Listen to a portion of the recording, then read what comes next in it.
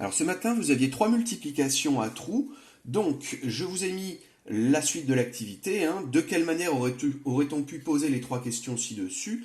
Je suppose que vous avez déjà fait le raisonnement. Une multiplication à trous, c'est une division. On va en parler en dessous. Qu'est-ce qui multiplié par 2 fait 5? Ça, on peut le trouver de tête. Si c'est de l'argent, qu'est-ce qui multiplié par 2 fait 5 euros? C'est 2,50 € ou 2,5. Un peu plus compliqué, qu'est-ce qui multiplié par 5 va faire 4. Là, vous avez peut-être été nombreux à faire une petite division. C'est tout à fait juste. Il suffit de se dire, dans 4, il y a combien de fois 5? Une division, bien sûr, décimale. On va se rendre compte que dans 4, 5, il y ait 0 fois. 0 fois 5, 0. Il reste toujours 4. Maintenant, je me mets au niveau des dixièmes. Je suis à 40. Je suis derrière la virgule ici. 5 multiplié par 8, ça fait également 40. Il ne reste plus rien. Donc la réponse ici, c'était 0,8.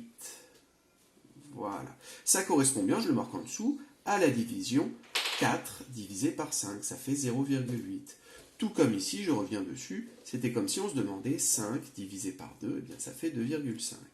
Et puis on a un petit souci ici, c'est que ça correspond à la division de 2 par 3, mais c'est une division qui ne tombe pas juste. Si vous faites 2 divisé par 3, bien dans 2, 3, il y va 0 fois. 0 fois 3, ça fait toujours 0. Il reste 2.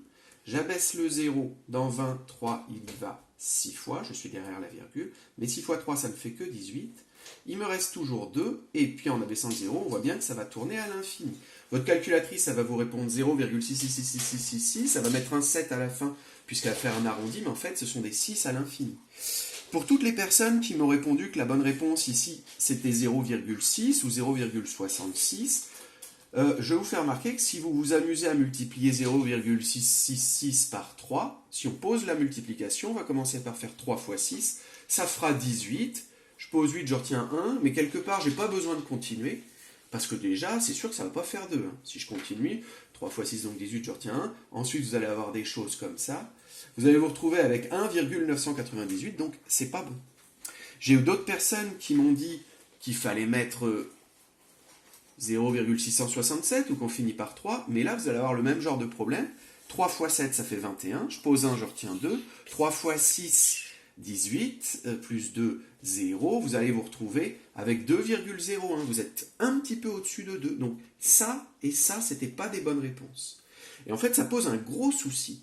C'est que le nombre qui est là, le nombre qui est multiplié par 3 fait 2, vous ne le trouverez jamais avec un nombre à virgule. C'est pour ça qu'on a inventé cette nouvelle façon de l'écrire. On va dire que ce nombre, c'est tout simplement 2 tiers. 2 divisé par 3, c'est 2 tiers. Et c'est vrai que si vous prenez 2 tiers de gâteau et vous faites ça 3 fois, vous aurez en tout mangé 2 gâteaux. Donc ici, c'était normal que vous soyez tombé sur une petite difficulté. Le nombre qu'on remplace ici, la seule façon de l'écrire exactement, c'est de l'écrire 2 tiers.